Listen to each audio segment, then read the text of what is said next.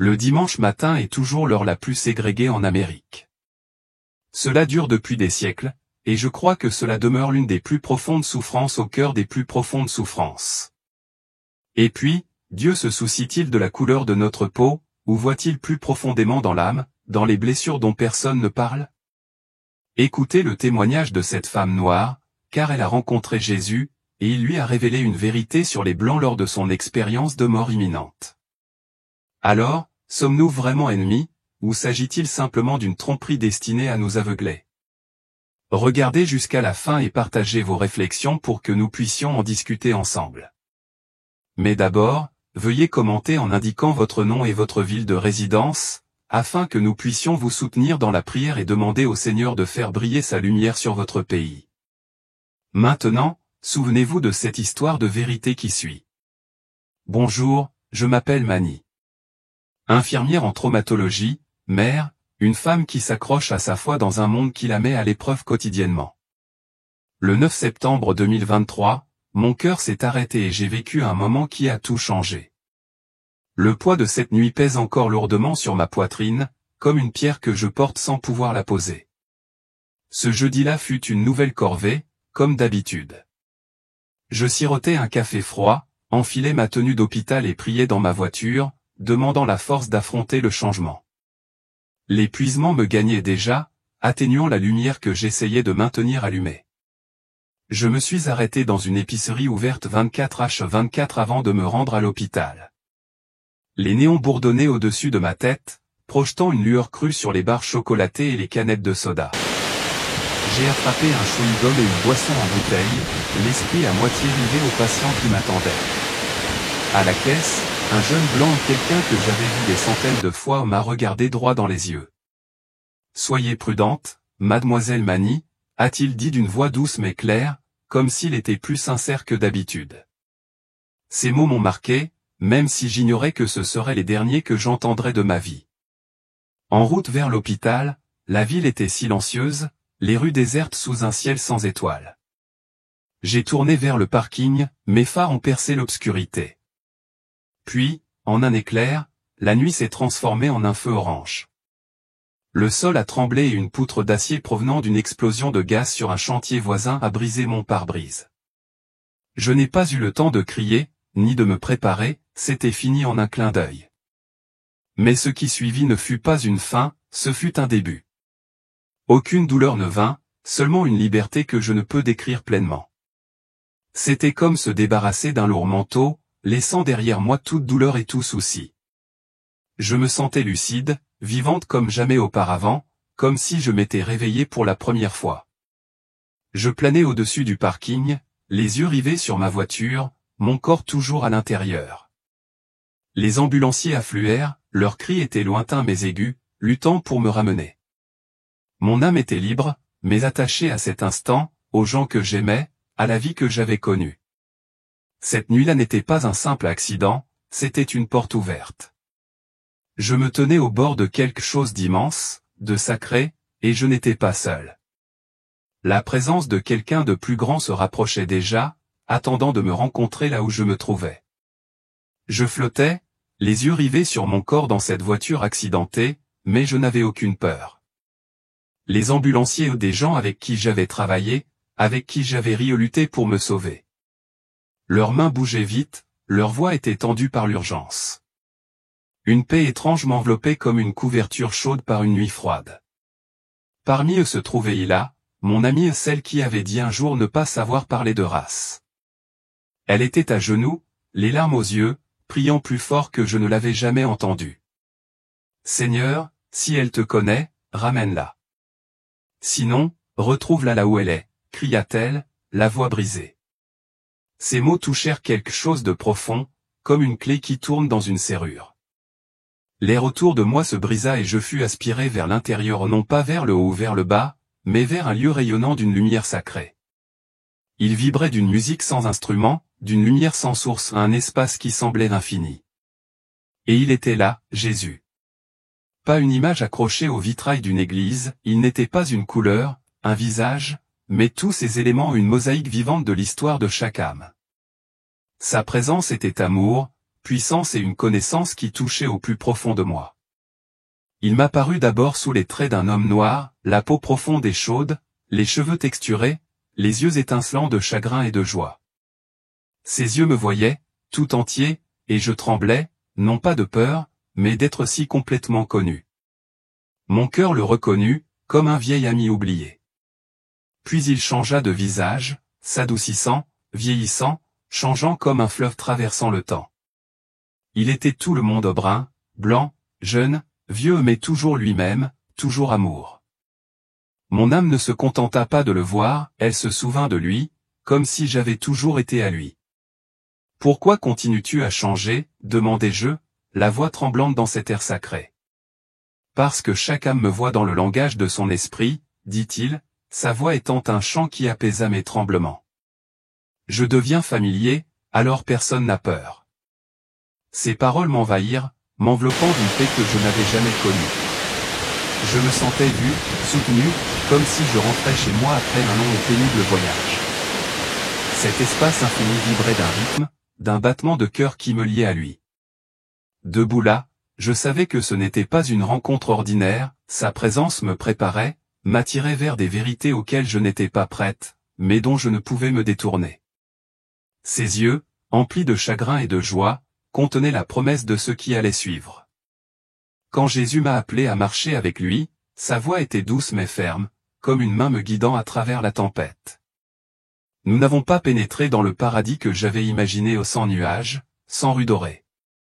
Au lieu de cela, nous sommes entrés dans un lieu vivant et déterminé, un lieu de rencontre spirituelle palpitant comme un battement de cœur que l'on ressent au plus profond de sa poitrine. Ce royaume bourdonnait de vie, un vaste espace chatoyant d'énergies indicibles. Des prières s'élevaient telles des rivières de lumière traversant l'air, chacune portant une voix venue de la terre, des cris, des espoirs, des murmures. Elles formaient une tapisserie de désirs humains qui semblaient chanter avec chaque histoire d'âme. J'ai vu des âmes au décor disparus depuis longtemps, mais leur douleur persistait comme un épais brouillard. Leurs blessures n'étaient pas physiques, mais les cicatrices de la trahison, de la perte et d'un chagrin inexprimable. Mon cœur se serrait comme si leurs histoires étaient des fils qui m'enveloppaient, m'entraînant dans leur chagrin partagé. Ces âmes flottaient, prises entre la paix et la douleur. Leurs yeux racontaient des vies inachevées où certaines semblaient implorantes, d'autres résignées, mais toutes portaient des histoires que j'avais hâte de comprendre. Ce lieu n'était pas qu'une halte, c'était un carrefour où la guérison commençait, où les blessures attendaient la lumière. Puis Jésus s'est tourné vers des blessures plus profondes, celles qui me coupaient le souffle. C'étaient des cicatrices de division, de racisme, d'histoire, de silence qui s'étendaient à travers le temps, vives et douloureuses. Ce ne sont pas que des questions politiques, a-t-il dit d'une voix ferme mais lourde. Ce sont des blessures spirituelles, et la division est la lame la plus acérée de l'ennemi. Ces mots ont frappé mon cœur comme un marteau, une vérité à laquelle je ne pouvais pas faire fi. Il m'a entraîné dans ce qu'il a appelé le baptême de l'empathie. En un instant, je ne me contentais plus de voir, je ressentais. La confusion d'une femme blanche que j'avais autrefois jugée ignorante m'envahit, sa peur d'être incomprise pesait désormais sur ma poitrine. J'ai ressenti la honte des chrétiens blancs silencieux, non par haine, mais par peur de blesser par leurs mots. Leur silence était un fardeau, un choix qu'ils portaient comme une pierre et ils ne pouvaient pas s'effondrer. Il pesait sur moi, aussi lourd que mes propres regrets. Puis, le chagrin de mes ancêtres a résonné en moi un chant de douleur gravé dans mes os. Des siècles d'injustice ont brûlé dans mon sang, à vif et inflexible, un feu qui m'a à la fois brisé et fortifié. J'ai porté leurs cris, leurs forces, leurs blessures non cicatrisées comme s'ils étaient les miens. La rage des voix noires oubliées est venue ensuite, une tempête qui a secoué mon âme. C'était une rage juste, féroce, une exigence d'être entendu qui résonnait d'espoir et d'épuisement. Je sentais leur colère, leur feu, leur désir de justice tourbillonner en moi. Puis, la lassitude des mères m'a frappé, celles qui élèvent leurs enfants dans un monde déchiré. Leur force tranquille, leur combat quotidien pour protéger leurs petits, m'enveloppait comme un lourd manteau.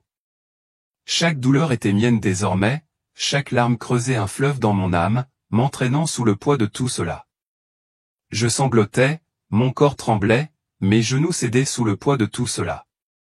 Jésus se tenait à mes côtés, sa présence stable comme un phare traversant la tempête. C'est l'ADN émotionnel de l'humanité, dit-il doucement. C'est en acceptant de le ressentir que commence la guérison.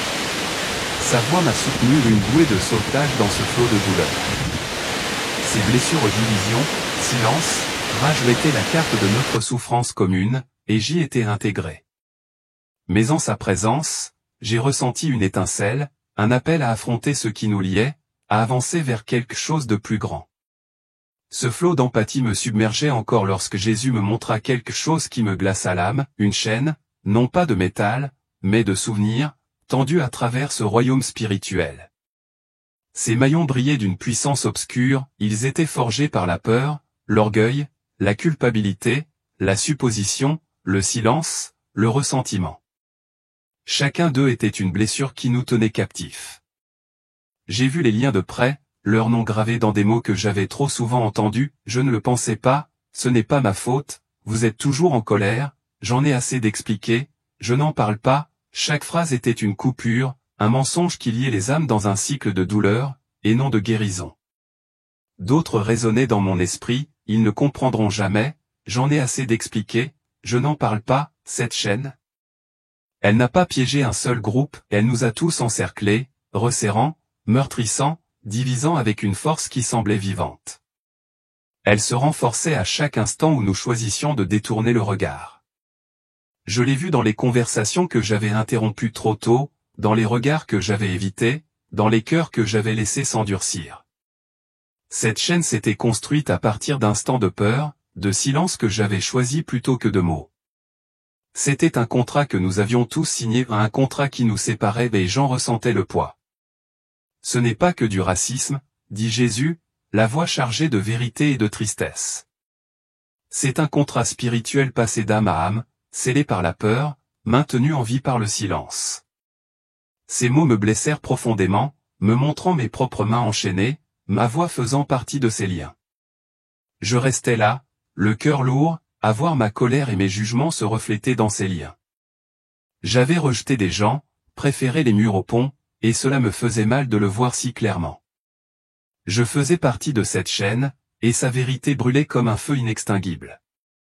Mais Jésus me regarda, non pas avec colère, mais avec un espoir si intense qu'il illuminait l'obscurité.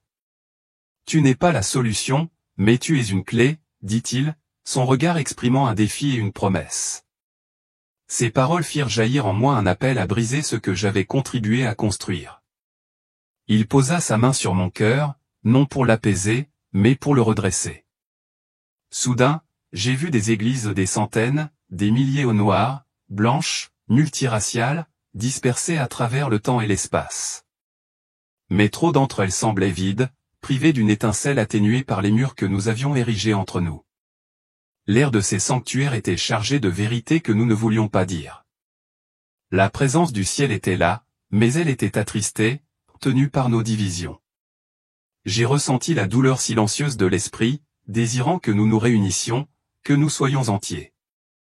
Dimanche matin, murmura Jésus, sa voix comme un vent charriant des siècles de douleur, et toujours l'heure la plus ségrégée d'Amérique.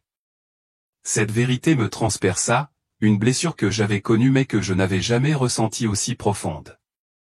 Elle s'installa dans mon âme, lourde de ce qu'elle signifiait pour nous tous. J'ai vu des bancs remplis de visages de toutes sortes, pourtant séparés par des lignes que nous avions tracées nous-mêmes. L'esprit attendait, affligé, que nous abattions ces murs. Puis il pleura. Ses larmes tombèrent comme une pluie, chacune portant la douleur d'un monde divisé. Ils utilisent mon nom, mais pas ma nature, dit-il. Ils prêchent l'amour mais dressent des barrières. Ils se font appeler le corps, mais refusent de se tenir la main. Son chagrin m'envahit, une douleur sacrée qui consuma mon orgueil. Ces larmes restèrent gravées en moi un appel à briser les chaînes par l'amour, et non par la colère. J'ai senti le poids de son espoir me pousser vers un but que je ne pouvais pas encore nommer. Ces larmes coulaient encore sur mon cœur lorsqu'il a orienté mon regard vers une nouvelle vision. Les chevaliers de Dieu. Il m'a montré ceux qui étaient cachés, des gens dont la vie brillait comme des étoiles dans ce royaume spirituel, inaperçu du monde.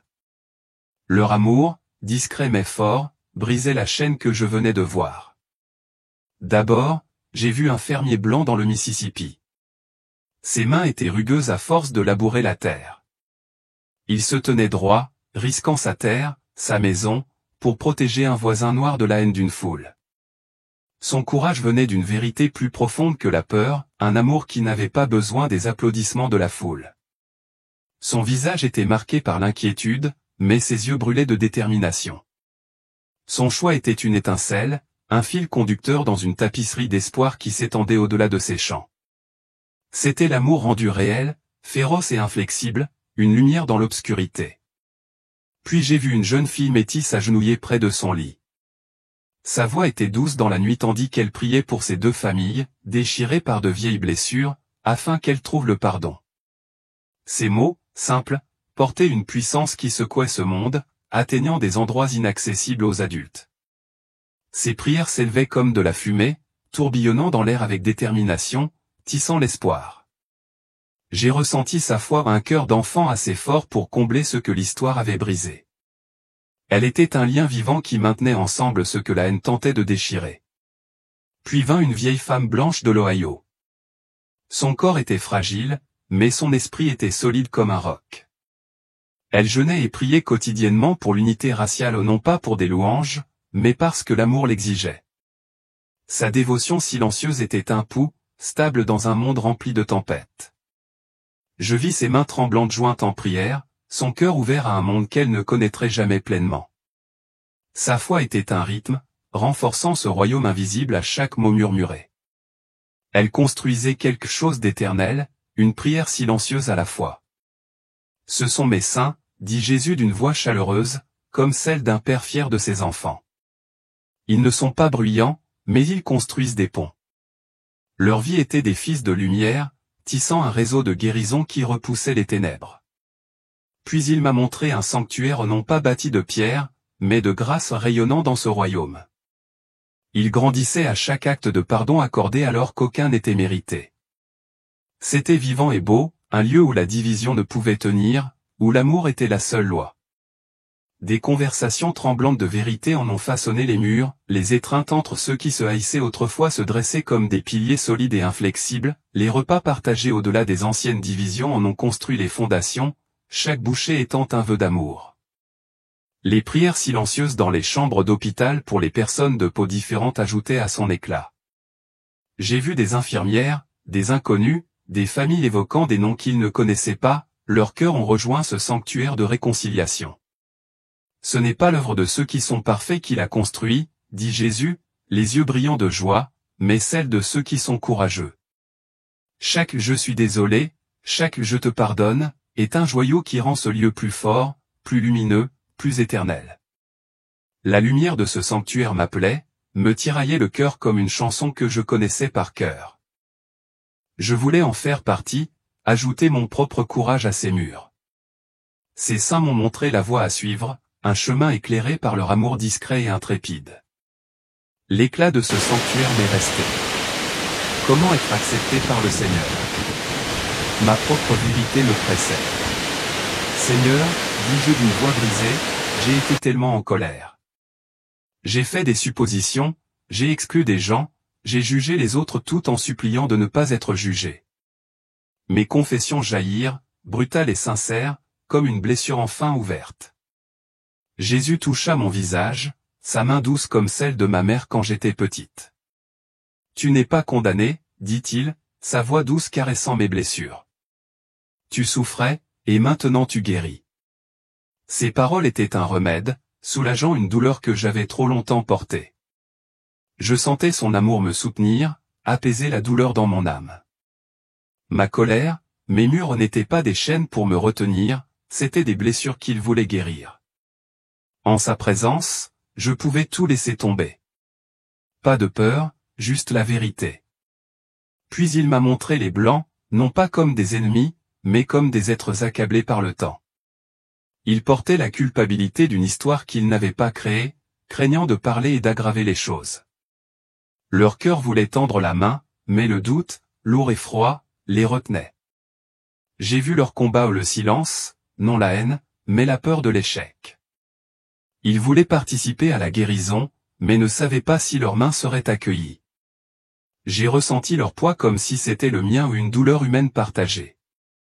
C'est la peur qui est l'ennemi, pas eux, dit Jésus d'une voix claire, perçant le brouillard. L'amour ne se résume pas à savoir qui a raison, mais à savoir qui est disposé. Ces paroles ont bouleversé mon cœur, me montrant que nous sommes tous pris dans la même tempête. Il m'a montré comment la peur se déforme, transformant la culpabilité en honte, le silence en mur. Mais chaque petit acte de bonté, chaque mot, chaque tentative était inscrit dans le livre du ciel. Je voyais ces actes comme des bougies petites mais brillantes dans l'obscurité. Puis il a montré mon peuple aux des hommes et des femmes noirs à travers les âges. Leurs visages étaient clairs, mes ancêtres, mes amis, certains enflammés, d'autres épuisés, las d'expliquer ce qui ne devrait pas nécessiter de mots. Leur douleur était profonde, leur force encore plus profonde. J'ai vu les yeux de mon fils pleins d'espoir mais conscients, les mains de ma grand-mère, fermes malgré la douleur. Leur amour, malgré la souffrance, était un fleuve qui nous portait tous. Mais le porter seul était lourd, un fardeau qu'il ne méritait pas. Tu es une source de force, dit Jésus d'une voix douce mais assurée. Mais la force sans guérison est un fardeau. Ces mots me touchèrent, me montrant que j'avais porté trop de poids, trop longtemps. Tu n'es pas faite pour porter cela seul, dit-il. Tu n'es pas la blessure, tu es le témoin et maintenant le guerrier. Sa voix alluma quelque chose en moi, un appel que je sentis jusqu'au plus profond de moi. Leurs visages, ma famille, mon peuple sont restés gravés en moi. Leurs histoires sont devenues une partie intégrante de la mienne. J'étais leur combat, leur espoir, mais maintenant j'étais appelé à guérir, et non plus seulement à survivre. L'amour de Jésus m'a soutenu, me rendant entier, prêt à affronter ce qu'il allait demander ensuite. Ce que le ciel enregistre. Ces paroles résonnaient encore en moi comme un tonnerre sourd, tu n'es pas la blessure, tu es le témoin. Juste au moment où je croyais avoir vu les profondeurs de son cœur, Jésus ouvrit une nouvelle porte. Il leva la main, et soudain, le monde autour de nous changea à nouveau. Je me retrouvai devant un immense mur de lumière vivante, palpitant comme le souffle du ciel. Au début, j'ai cru que ce n'était que de la lumière, mais ensuite je l'ai vu, des noms. Non pas des noms comme une liste, mais des noms gravés dans la lumière, vivants et rayonnants. Chaque nom dansait à côté d'un acte d'amour, des petites choses, des choses oubliées, des choses cachées. Une femme blanche priant pour une famille noire qu'elle ne connaissait pas, un homme noir pardonnant à un policier blanc qui lui avait fait du tort, un enfant partageant son déjeuner avec quelqu'un d'autre. Chaque acte brillait de l'approbation divine non pas parce qu'ils étaient parfaits, mais parce qu'ils étaient volontaires. Jésus murmura, « Rien de ce qui est fait avec amour n'est jamais perdu. » Tout est enregistré. Je m'approchai et en sentis le poids. Ce n'était pas un registre de culpabilité, c'était un livre de courage, la véritable histoire des guérisseurs du ciel, ceux qui préféraient l'amour au réconfort, qui tremblaient dans les conversations difficiles, qui tendaient les mains sur des blessures qu'ils n'avaient pas causées. J'ai vu des moments qui semblaient d'insignifiants sur terre, une femme âgée souriant à un inconnu dans le bus, une église accueillant silencieusement des voix qui avaient été longtemps réduites au silence, un enseignant enfreignant le protocole juste pour écouter, et pourtant ici, ils brûlaient comme des étoiles. Jésus s'est tourné vers moi et m'a dit, « Le monde oublie beaucoup de choses, mais le ciel se souvient. » Sa voix tremblait, non pas de douleur cette fois, mais d'honneur. Chaque fois que quelqu'un choisit d'aimer malgré la peur, il fait l'écho au chant de réconciliation, et le ciel l'enregistre comme un psaume. Puis il me montra un parchemin. J'y vis des prières murmurées à moitié endormies, des excuses que je n'aurais jamais crues importantes, des pardons que j'avais offerts alors que je saignais encore. Tout était là, illuminé de grâce. Mes genoux cédèrent, non pas de honte, mais d'émerveillement. J'avais vécu en pensant que certains de ces choix étaient insignifiants, mais ici, dans les archives de l'éternité, ils étaient des montagnes. Je levai les yeux vers lui, bouleversé. Comment pourrais-je en faire assez? Jésus sourit, et la lumière elle-même répondit, ce n'est jamais assez. C'est une question d'amour et quand tu aimes en mon nom, même si ta voix tremble, Elle fait trembler les portes de l'enfer et construit ce que les ténèbres ne peuvent atteindre. Le mur brillait plus fort, vivant d'une lumière grandissante, et je réalisai qu'il était encore en train de s'écrire. À cet instant précis, quelque part sur terre, quelqu'un venait de choisir la miséricorde, quelqu'un venait de dire « Je te pardonne », quelqu'un venait de prier « Aide-moi à les aimer ». Le ciel l'enregistra. Le ciel se réjouit. Et je sus à cet instant précis que c'était la véritable histoire, non pas celle écrite dans les livres ou criée au tribunal, mais celle accomplie en secret, avec amour et foi. Jésus se détourna, le parchemin s'effaçant derrière lui comme un souvenir scellé dans l'or. Voilà ce que tu portes maintenant, résonna sa voix, pas seulement la douleur, mais le souvenir. Parle de ce dont le ciel se souvient. Fais-leur savoir que l'amour ne se perd jamais. La mission que Dieu a donnée. Alors que la guérison s'installait dans mon âme, Jésus prononça des paroles qui me bouleversèrent. Une nouvelle race n'a jamais été mon idée. J'ai créé la couleur pour la beauté, mais l'ennemi a transformé la diversité en division. Sa voix portait le poids de la création, une vérité qui résonna à travers l'éternité. Ses paroles dévoilaient une intention divine, un monde fait pour l'harmonie, non pour les conflits. La couleur était son art, une célébration de l'immensité de l'humanité, mais la distorsion de l'ennemi avait transformé la beauté en champ de bataille. Et j'en ai ressenti la tragédie. Mais toi, dit-il, son regard transperçant mon âme, tu as ressenti les deux côtés de la blessure. Maintenant, va et participe à la guérison non pas avec colère, mais avec compréhension, non pas avec vengeance, mais avec vision. Sa mission était à la fois intimidante et sacrée, un appel à transformer la douleur en vie. Il a poursuivi, d'une voix ferme mais pressante, non pas pour faire taire les autres, mais pour écouter, aimer et guider. Ces mots ont tracé un chemin devant moi, un chemin qui, je le savais, exigerait mon cœur, le courage, mon tout, et pourtant, en sa présence, je me sentais prête, transformée par sa vision. Le poids de sa mission pesait sur moi, un manteau à la fois lourd et sacré. Je me voyais à la croisée des chemins, la douleur du monde derrière moi, un chemin de réconciliation devant moi. Son amour était ma force, son appel, mon guide. Soudain, je fus tiré en arrière, la douleur s'abattit comme une inondation, brisant un barrage. La chambre d'hôpital redevint nette, des voix qui criaient, des lumières qui brillaient, des larmes qui coulaient. J'étais vivante, mais rien en moi ne serait plus jamais comme avant. 3 mois se sont écoulés depuis cette nuit-là, et pourtant, j'ai l'impression que toute une vie s'est écoulée. J'ai partagé cette histoire dans des églises, des écoles, des salons avec des inconnus qui s'arrêtaient dans la rue pour écouter, ou non pas pour impressionner ou culpabiliser, mais pour allumer une lueur d'espoir dans des cœurs épuisés. Chaque récit renforce ma détermination, un feu alimenté par la vision d'unité de Jésus. J'ai vu des yeux s'écarquiller, des mains se tendre, des cœurs s'adoucir sous le poids de la vérité. Cette mission n'est pas la mienne seule. Elle appartient à tous ceux qui entendent et choisissent d'agir. Je sais maintenant ce que j'ignorais auparavant, le racisme n'est pas seulement une affaire de politique, d'histoire ou d'injustice, c'est une blessure spirituelle, une fracture de l'âme humaine qui s'envenime en silence. L'amour est le seul remède, la seule force assez puissante pour la guérir. Cette vérité m'anime, une mission que je ne peux abandonner, quel qu'en soit le prix.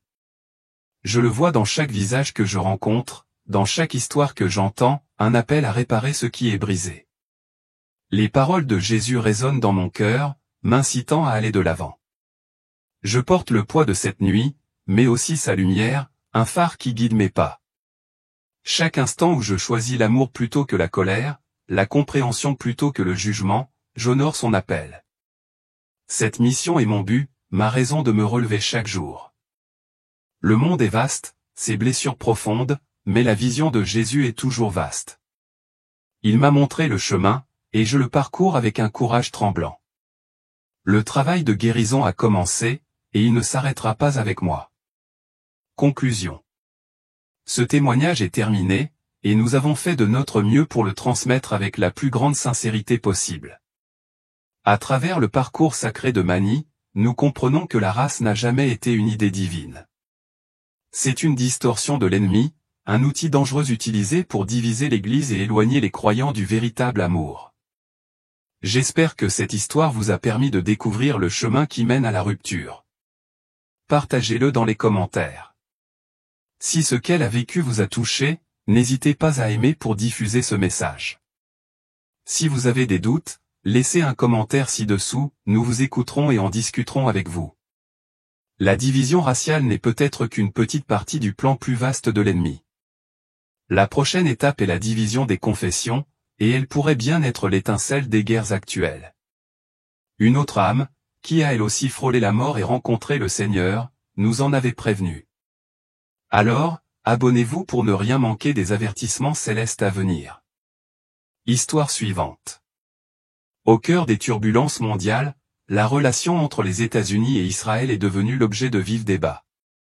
Nombreux sont ceux qui se demandent, l'Amérique est-elle toujours l'allié sacré d'Israël, et quelle est la véritable place de Donald Trump dans le plan éternel de Dieu? Alors que le monde demeure dans l'ignorance, une femme a franchi le seuil de la vie et de la mort et a été personnellement réveillée par Jésus. La vérité sur Israël et le rôle de l'Amérique lui a été révélée. Son témoignage vous laissera sans voix. Ceci n'est pas une histoire politique, c'est un avertissement du Seigneur. Si vous sentez que le monde qui vous entoure change d'une manière incompréhensible, cette vidéo est faite pour vous. Regardez-la jusqu'au bout et n'oubliez pas d'indiquer votre nom et votre ville dans les commentaires afin que nous puissions prier pour vous et demander à Dieu de se souvenir de vous dans son plan. Si vous choisissez de nous soutenir avec Super Thanks, nous vous en sommes profondément reconnaissants. Nous croyons que Dieu voit votre cœur et bénira abondamment votre obéissance. Il ne s'agit pas seulement de soutenir la chaîne, c'est un acte de foi, semer une graine dans votre vie, conformément au plan divin de Dieu.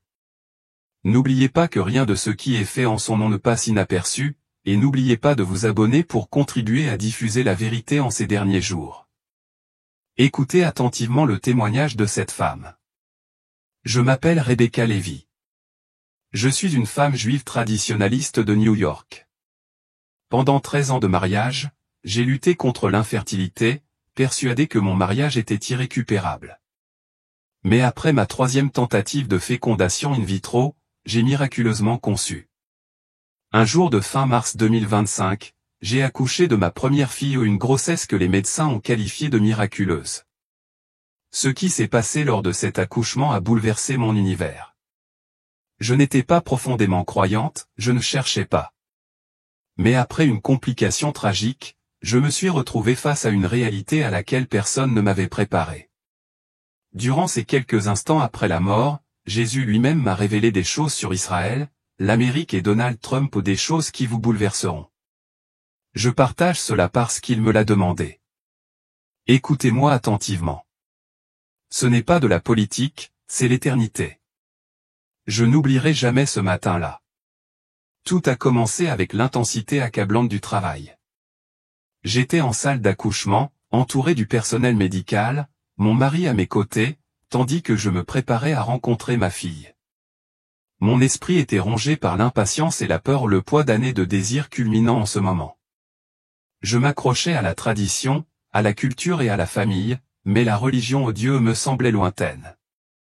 J'avais été élevé dans le judaïsme, certes, mais la foi était plus une question d'héritage que de pratique.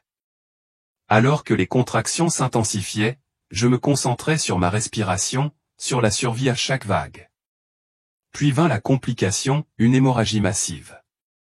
J'entendis les moniteurs émettre des bips frénétiques, les médecins crier. La machine s'arrêta net, signalant l'absence de pouls. En un instant, mon cœur s'était arrêté. Je n'étais plus dans mon corps. Mon âme s'est envolée et j'ai ressenti de la panique en me regardant, allongé dans une mare de sang sur la table d'opération. La pièce était en plein chaos, les médecins se bousculaient, mon mari pâle et tremblant. Mais soudain, une lumière est apparue, chaude et enveloppante, apaisant ma peur. Aussi étrange que cela puisse paraître, j'ai ressenti la paix, aucune douleur, juste la sérénité, comme si je regardais une scène se dérouler à distance. Une chaleur étrange m'enveloppa. Rebecca Levy, dit une voix claire et forte, tu n'as pas encore fini. Je regardai autour de moi, mais ne vis personne.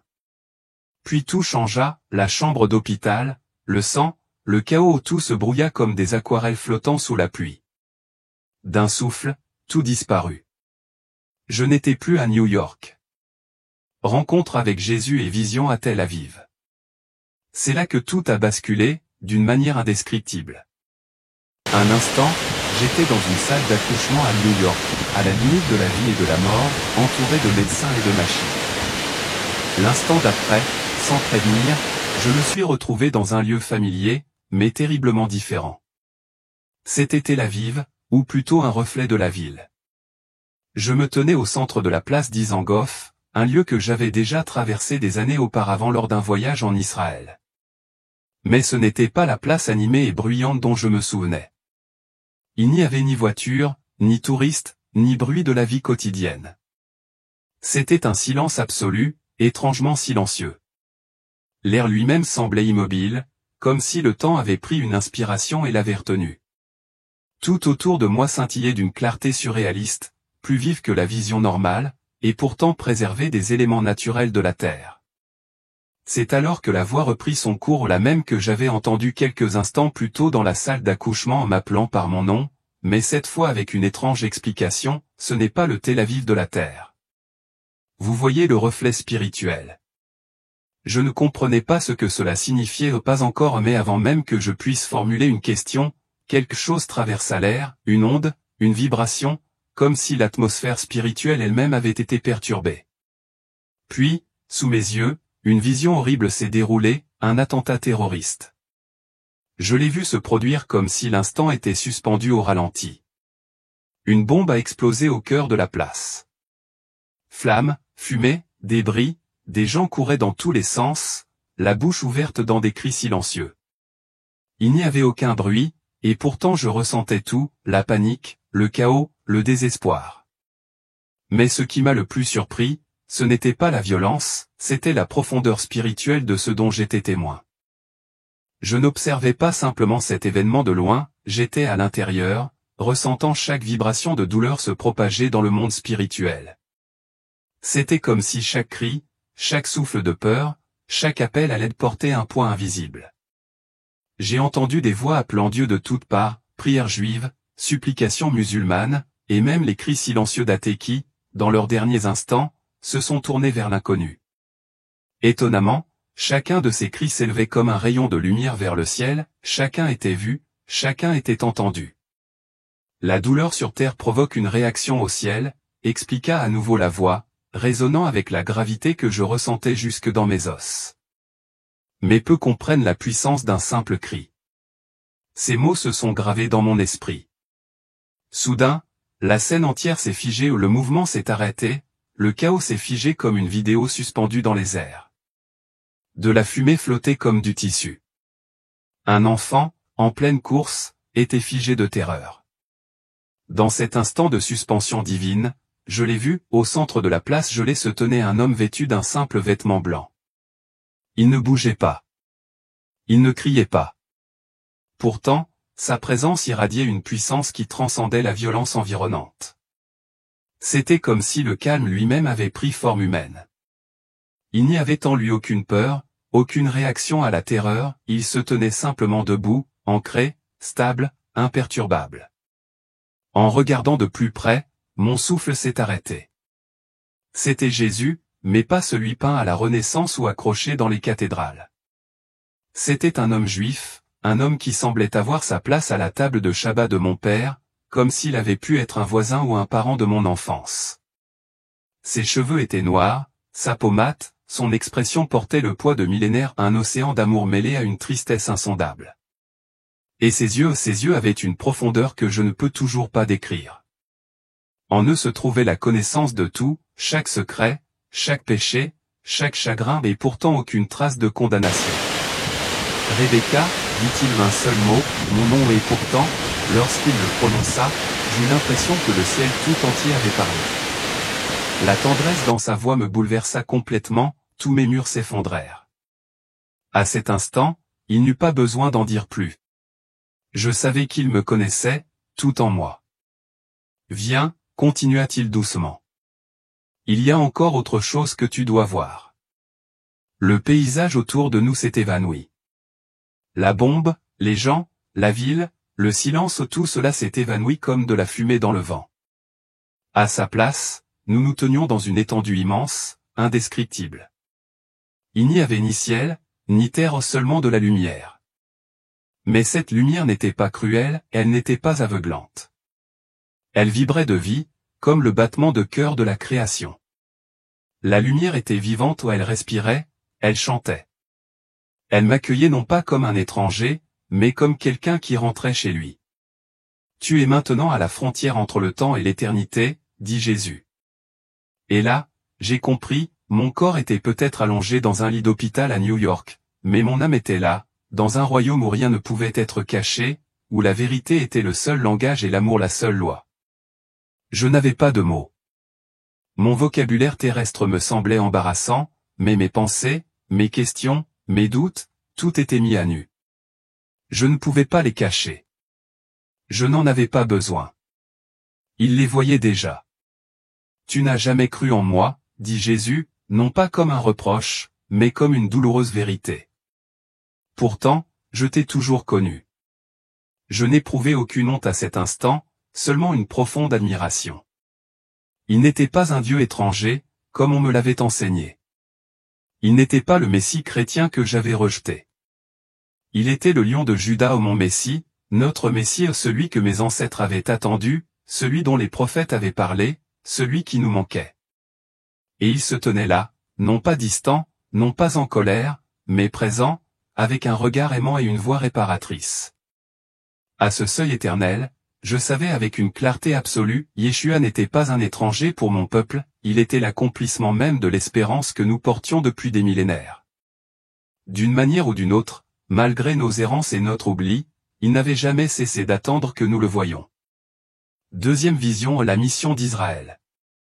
En la présence rayonnante de Jésus, il tendit la main, et la tapisserie du temps se déroula devant moi.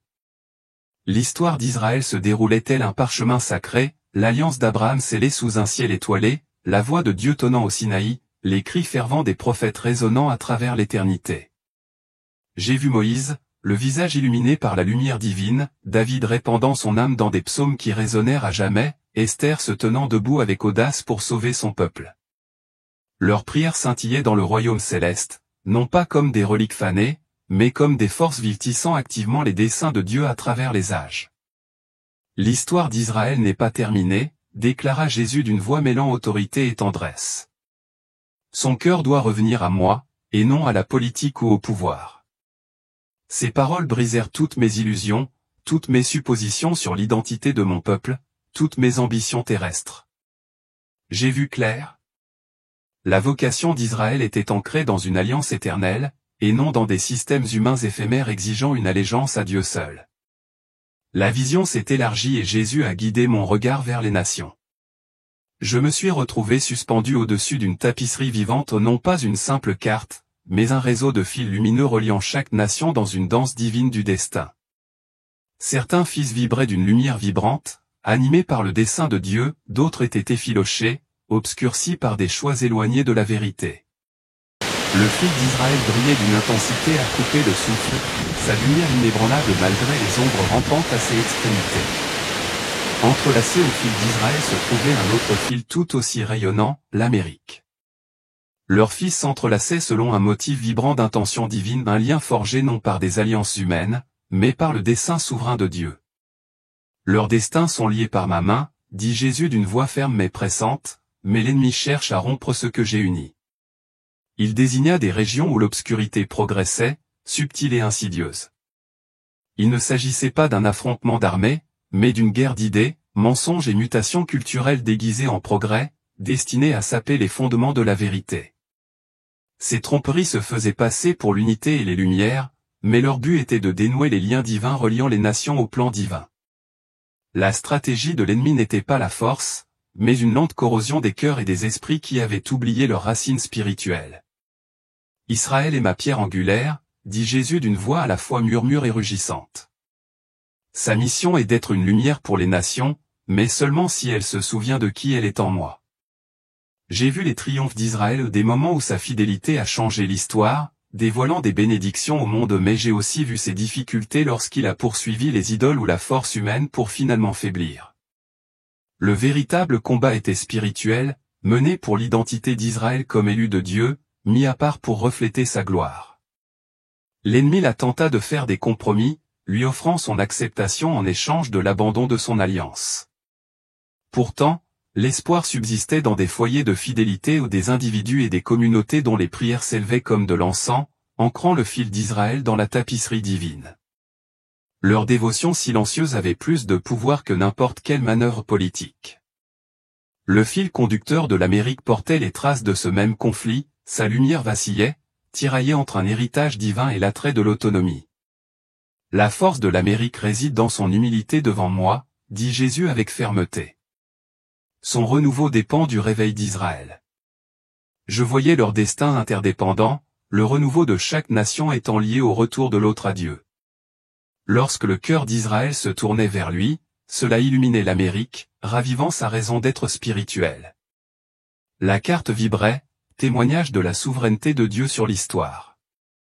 Chaque fil me rappelait qu'aucune nation n'était isolée, chacune faisait partie d'un récit divin transcendant l'entendement humain. Pourtant, l'obscurité était bien réelle, un avertissement des mensonges subtils de l'ennemi. Il ne vainque pas par la force, dit Jésus, son regard scrutant le mien, mais en persuadant mon peuple d'oublier qui il est. Un sentiment de responsabilité m'a saisi. La mission d'Israël n'était pas seulement de servir son propre intérêt, mais de guider toutes les nations vers leur Créateur. L'Amérique avait elle aussi un rôle à jouer, mais seulement si elle se souvenait de ses racines spirituelles et de son lien avec l'Alliance d'Israël. Cette vision était à la fois une révélation et une charge, un aperçu du cœur de Dieu et un appel à proclamer ses desseins dans un monde qui dérive vers l'ombre. Alors que la carte s'estompait, les paroles de Jésus m'ont ancré. « Rebecca, tu verras davantage, a-t-il dit, de sa voix pleine de promesses et de missions. Mais sache ceci, le cœur d'Israël me préoccupe, et son réveil ébranlera la terre. » Mon âme tremblait, changée à jamais par ma place dans cette histoire divine. Appelé à témoigner de la mission du peuple élu de Dieu, je savais que je ne pourrais jamais revenir à la vie que j'avais menée autrefois, car j'avais vu les enjeux éternels de la vocation d'Israël. Alors que la vision radieuse des nations se déployait devant moi, une silhouette émergea de l'étendue lumineuse saisissante et reconnaissable entre toutes, Donald Trump. Sa présence était audacieuse, sans complexe, une force qui semblait traverser le royaume éthéré avec une touche de familiarité qui me rattachait au monde que j'avais quitté. Ici, cependant, il n'était pas la figure clivante des gros titres ou des débats, il se dressait tel une pièce singulière sur un échiquier divin, sa silhouette se découpant sur les fils lumineux du destin. Jésus s'est tourné vers moi, sa voix ferme et résolue, transperçant le poids de l'instant avec une clarté divine. Il n'est pas un sauveur, a-t-il déclaré clairement, démantelant toute notion d'idolâtrie terrestre, mais c'est un perturbateur, autorisé à ébranler les systèmes qui ont résisté à ma main. J'ai alors vu une tempête de guerre spirituelle tourbillonner autour de cet homme, non pas enraciné dans les batailles politiques passagères, mais dans l'orchestration précise du calendrier divin. Son ascension, sa chute tumultueuse et son retour inattendu au pouvoir n'étaient pas de simples accidents de l'histoire, c'étaient des actions délibérées, chacune provoquant une onde de choc dans un monde devenu complaisant, chaque instant étant une étape calculée dans une stratégie céleste plus vaste. Les cieux eux-mêmes semblaient observer, non pas ses triomphes ou ses échecs, mais le réveil que sa présence provoquait parmi le peuple de Dieu. Il ne s'agit pas d'un seul homme, a précisé Jésus, son regard transperçant mon âme avec une intensité qui ne laissait place à aucune interprétation erronée. Il s'agit d'éveiller mon peuple à l'époque où il vit.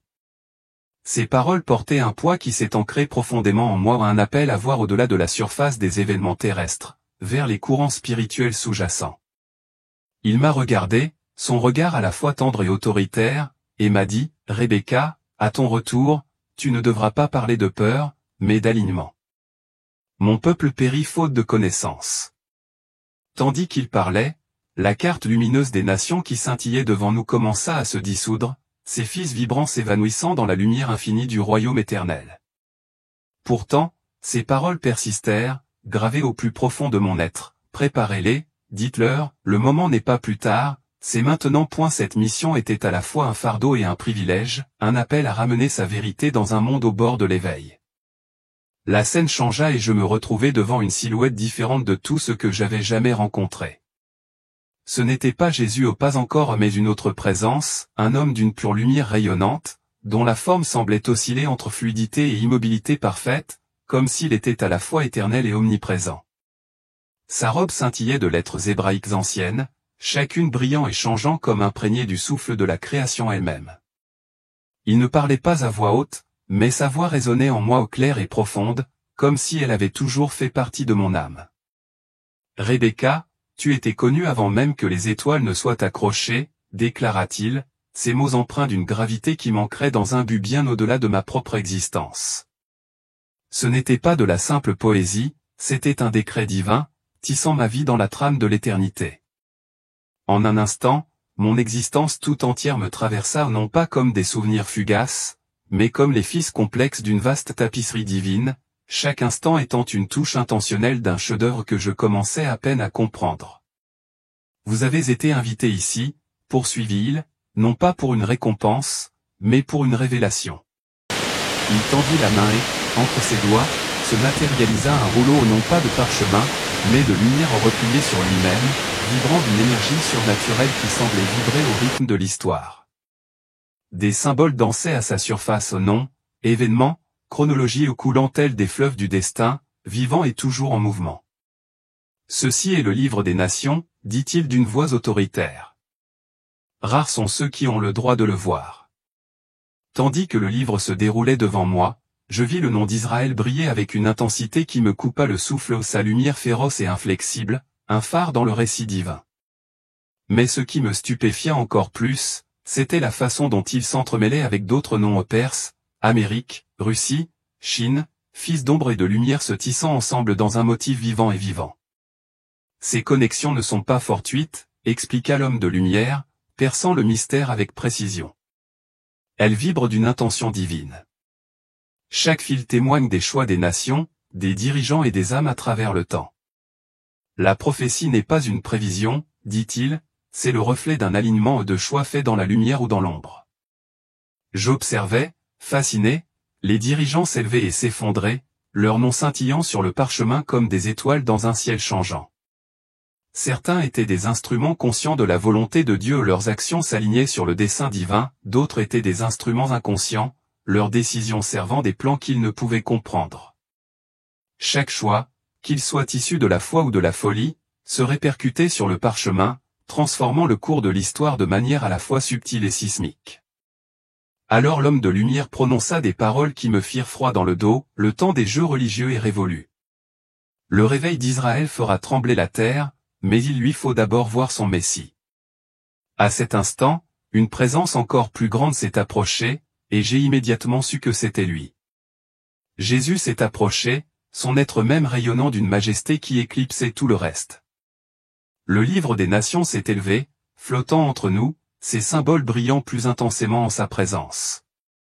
Ses yeux hauts contenaient l'existence entière, chaque nation, chaque âme, passé, présent et futur, reflétés dans des profondeurs à la fois infinies et intimes.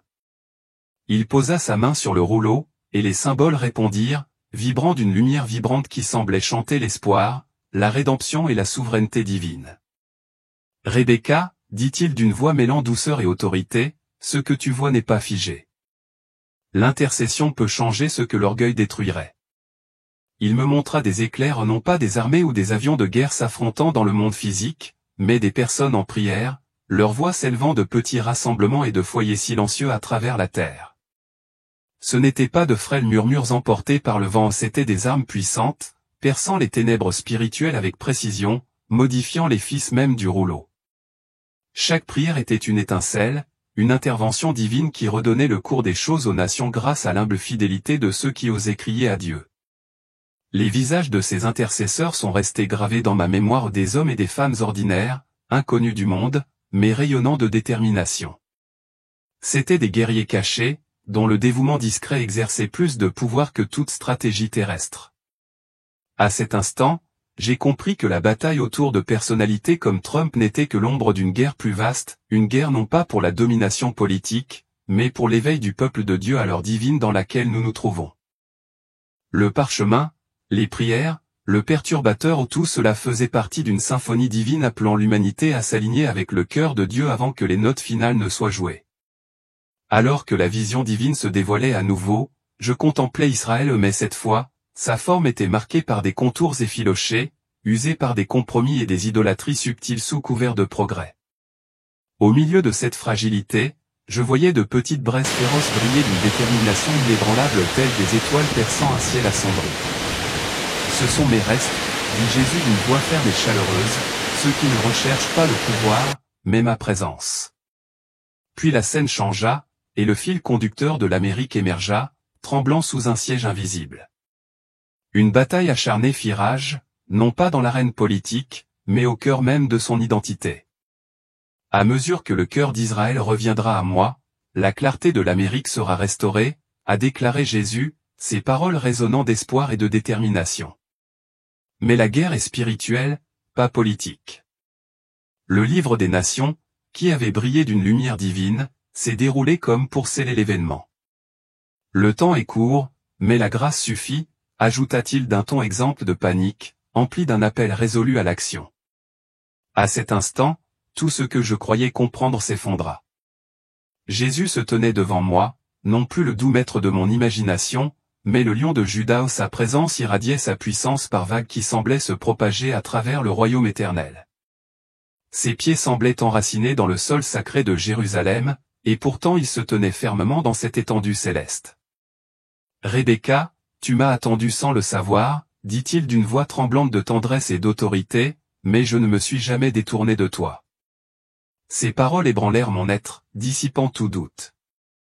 Ce n'était pas un Messie étranger, ni un inconnu dans l'histoire de mon peuple, il était la racine même de notre espérance, celle que nos prophètes entrevoyaient dans l'ombre, révélée maintenant dans sa plénitude rayonnante. « Je suis venu pour les brebis perdues d'Israël, a-t-il poursuivi, et je reviens pour celles qui verront enfin. » Des visions nous enveloppaient, vives et vivantes, le mur des lamentations, ces pierres anciennes résonnant de siècles de prières, le vaste désert murmurant les promesses de l'Alliance, les synagogues remplies de fidèles, leurs voix s'élevant dans la foi.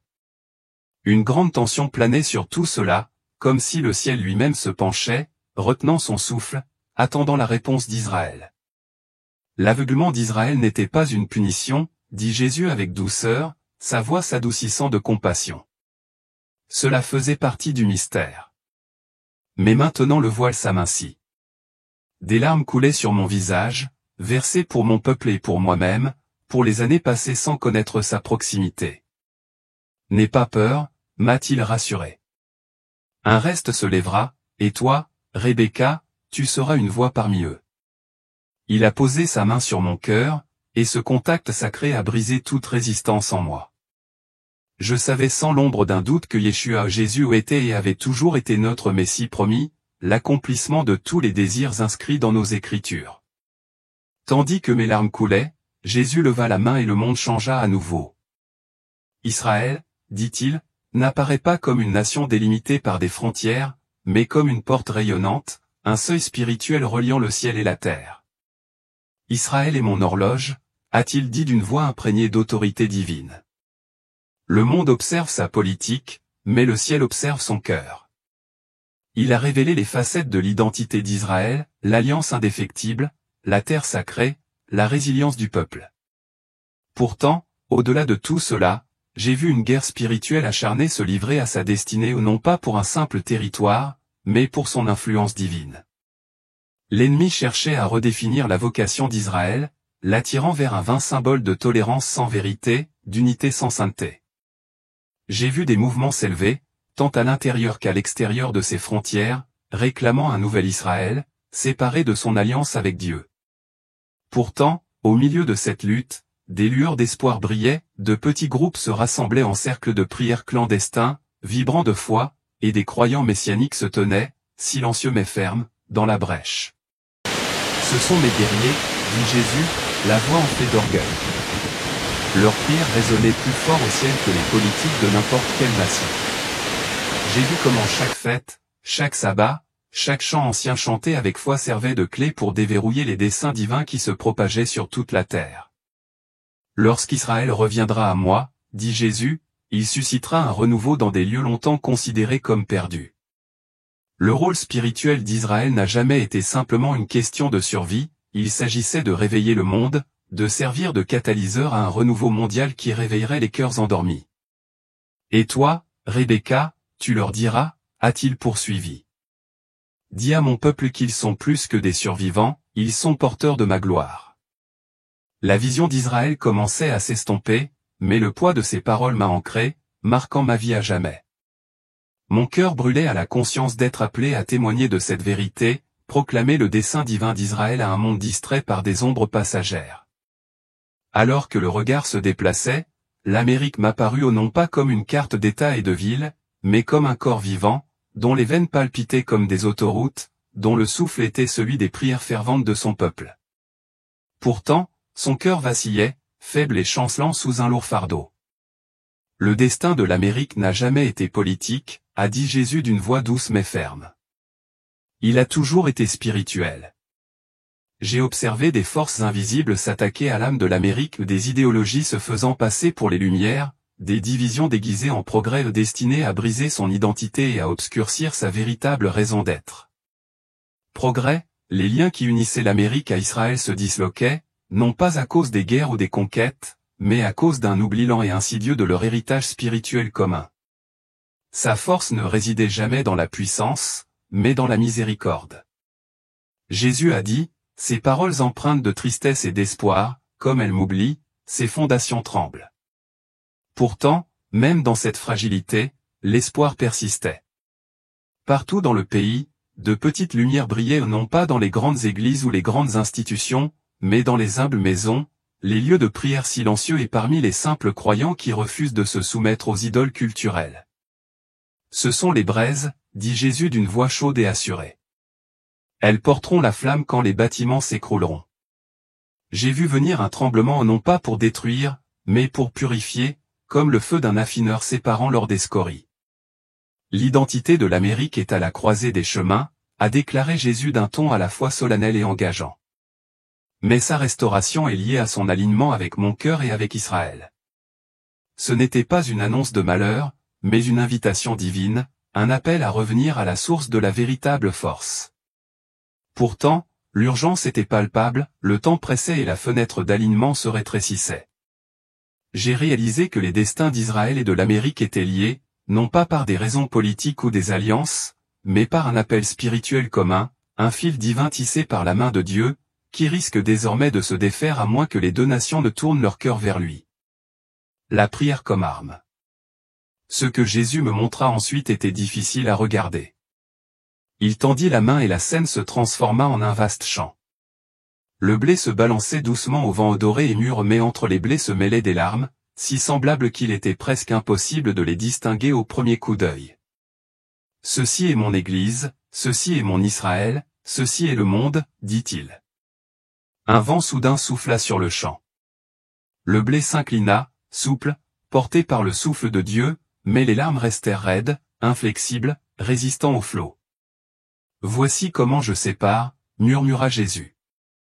Pas de déracinement violent, pas de jugement humain, juste le souffle doux et persistant de mon esprit qui révèle le réel. J'ai vu des dirigeants qui avaient parlé au effort de Dieu, mais dont les racines étaient superficielles et les fruits amers. J'ai aussi vu des serviteurs cachés, inconnus du monde, dont la vie était imprégnée d'humilité et d'obéissance. Beaucoup de ceux qui sont les premiers aux yeux des hommes seront les derniers dans mon royaume, a-t-il dit. Pour Israël, cette séparation serait intense. Les Juifs culturels qui avaient abandonné l'alliance par commodité seraient confrontés à un choix. Les croyants messianiques, autrefois marginalisés, s'élèveraient comme des voix lucides. Ce n'est pas une punition, a précisé Jésus, c'est une purification, une épouse préparée. Il m'a montré des individus confrontés à des choix évidents, compromis ou consécration, non pas par des actes publics grandioses, mais par les décisions discrètes du quotidien.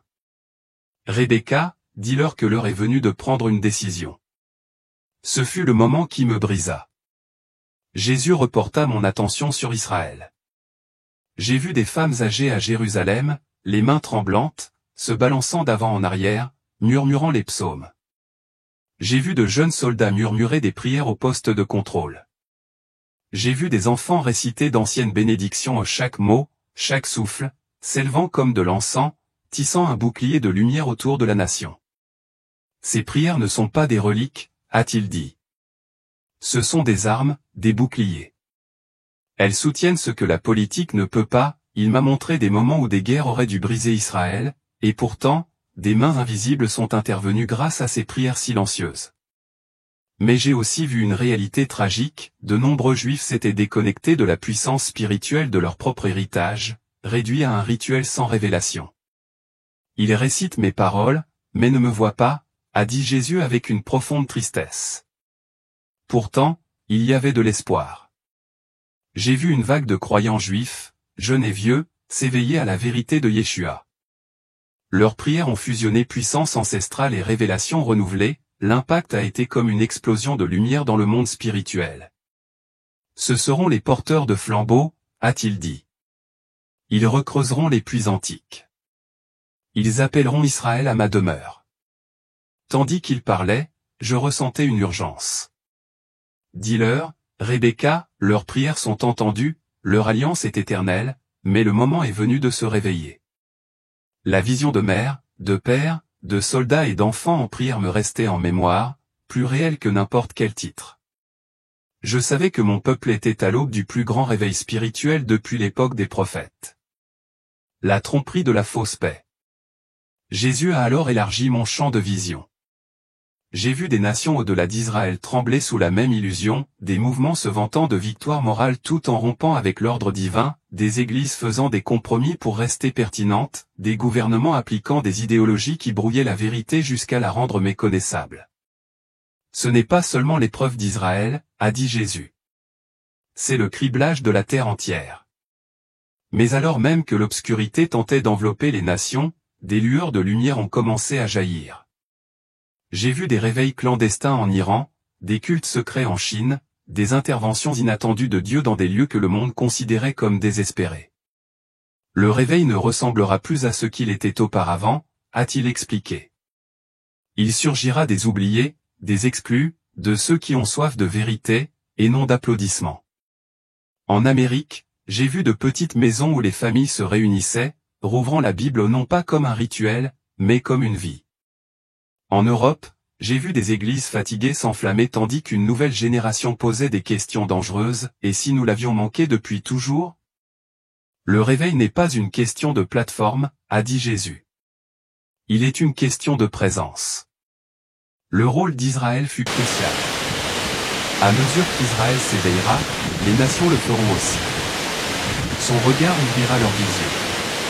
Il m'a montré un réseau mondial de croyants, interconnectés non par des confessions religieuses, mais par le désespoir du véritable Jésus. Cela dépassait la politique, c'était une collision entre royaumes. Les secousses s'intensifieront, a-t-il dit, mais dans ces secousses, l'or fera surface. Après m'avoir montré les prières de mon peuple, le visage de Jésus s'assombrit. Rebecca, maintenant tu dois voir ce qui les trompe. En un instant, la lumière s'est estompée non pas dans l'obscurité, mais dans une lueur trompeuse belle et séduisante. J'ai vu des mouvements émerger en Israël, drapés de mots communauté, progrès, paix mais dont les racines profondes ne reposaient pas sur la vérité divine. C'est là la tromperie, a dit Jésus, une paix offerte sans moi, une alliance de convenance, et non une consécration. J'ai vu des dirigeants, debout devant les caméras, signer des accords apparemment justes, mais porteurs d'un poison spirituel. Ils offraient la sécurité en échange du silence sur la vocation divine d'Israël. C'était subtil, si subtil que même les personnes pieuses étaient bercées d'illusions. Ils parleront d'harmonie, de tolérance, a-t-il poursuivi, mais ils vous demanderont de renoncer à votre alliance. Pour être accepté, vous devez oublier qui vous êtes. J'ai vu la pression internationale s'intensifier, poussant Israël à se redéfinir non pas comme la nation élue de Dieu, mais comme un modèle laïque de mondialisation. Des identités ancestrales étaient remodelées, non par la force, mais par la séduction. Mais j'ai alors vu des croyants et des juifs messianiques, des intercesseurs discrets se tenir à la brèche. Ils ne protestaient pas bruyamment, ils pleuraient, priaient. Leurs cris étaient comme des flèches transperçant l'illusion. Le voile de la tromperie se lèvera, a dit Jésus, mais seulement grâce au travail des fidèles. Ce n'est pas une bataille politique, c'est une séduction spirituelle, et le seul antidote est la vérité dite avec amour, baignée dans la prière. Tu leur diras, Rebecca, avertis-les doucement. Rappelle-les. À ce moment-là, je me suis senti bouleversé. Qui étais-je pour transmettre un tel message? Mais le regard de Jésus s'est adouci. Il s'est approché et j'ai senti sa présence m'envelopper comme un manteau. Rebecca, tu n'as pas été choisie parce que tu es parfaite, tu es choisie parce que tu es volontaire. Il a posé sa main sur mon cœur et j'ai immédiatement ressenti un poids, non pas un fardeau, mais une mission en sachant que je ne pouvais pas rester silencieuse. Tu parleras. Tu écriras. Tu avertiras, mais aussi tu inviteras. Il m'a montré debout dans de petits rassemblements, partageant ce que j'avais vu. J'ai vu des gens pleurer, non pas par éloquence, mais parce que la vérité perçait le brouillard de la tromperie. Vous ne resterez pas seul, a-t-il dit. D'autres s'éveillent aussi. Il ne m'a pas promis de réconfort. En fait, j'ai vu des visages se détourner, certains rejeter le message, incapables de le concilier avec leurs croyances actuelles. Mais j'ai aussi vu des chaînes se briser, des yeux s'ouvrir, un reste s'élever. Parler de mon amour. Parler de mon alliance. Parler de mon retour. Sa main se leva, mais l'empreinte demeura un sceau sur mon esprit. Tu as vu le parchemin. Tu as entendu ma voix. Maintenant, va. Le monde a besoin de ton histoire. À cet instant, je sus que ma vie ne serait plus jamais la même. L'ancien moi était mort dans cette salle d'accouchement, celui qui reviendrait porterait le feu de la révélation. Le retour fut brutal, un instant, je me tenais dans la gloire, l'instant d'après, mon corps s'écroulait. J'avais l'impression d'être à l'étroit dans un espace trop petit pour mon âme. La douleur fulgurait dans tous mes nerfs. J'entendais des cris ou des sirènes, des mains pressant ma poitrine. Elle est de retour. On a un pouls. La voix de l'ambulancier semblait choquée, presque incrédule, tandis que je reprenais mon souffle. La réalité m'a frappé durement, bruyamment, fragilement, l'odeur stérile de la salle d'accouchement, la brûlure du sang et de la sueur. Mais, plus profondément, sous la douleur, se cachait la marque brûlante de l'endroit où sa main avait posé son doigt sur mon cœur.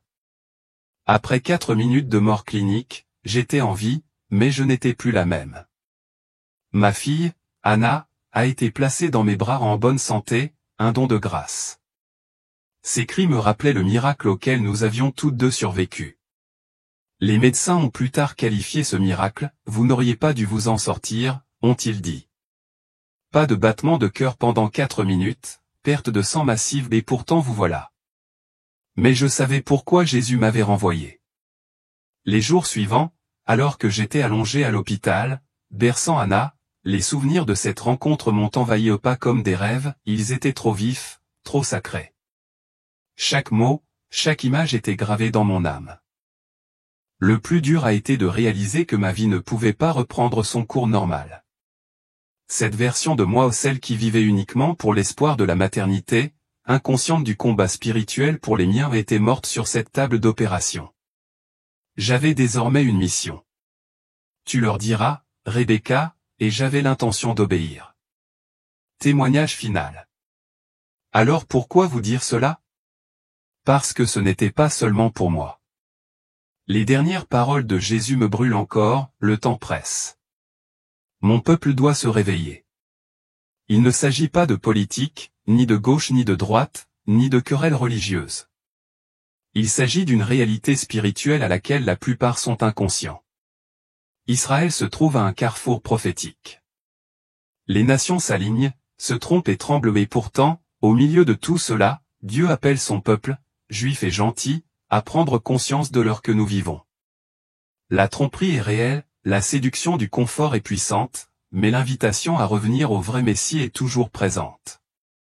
Jésus ne m'a pas montré la fin du monde, il m'a montré un chemin de miséricorde, mais avec urgence.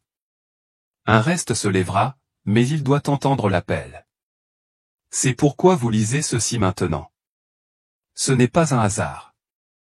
Peut-être l'avez-vous ressenti ce frémissement dans votre esprit, ce murmure discret qui vous disait, ce monde n'est pas ce qu'il paraît.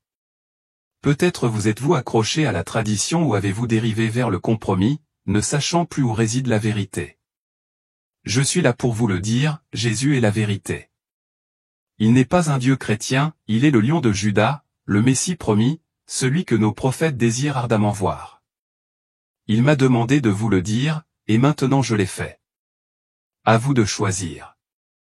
Si vous devez retenir une chose de mon histoire, que ce soit celle-ci, l'heure est plus tardive que vous ne le pensez.